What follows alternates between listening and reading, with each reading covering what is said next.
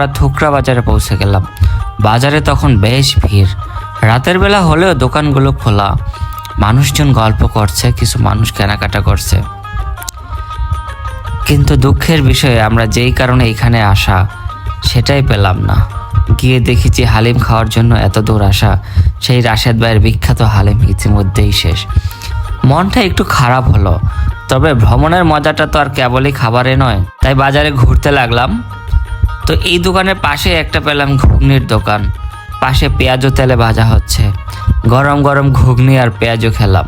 এর সাথে ছিল চটপটি, তো এর সাথে কিছু চটপটি খেলাম। বিশেষ করে এখানে আমার সেই পেঁয়াজটা বেশ ভালো লেগেছিল, ঘুগনিটাও মোটামুটি ছিল, বাট চটপটিটা আমার তেমন একটা ভালো লাগেনি। তবুও সেই সাদামাটা খাবারে ছিল অদ্ভুত এক আনন্দ। সেই সঙ্গে বাজারের ভেতর নানান দোকান দেখতে লাগলাম। কেমন লাগতেছে?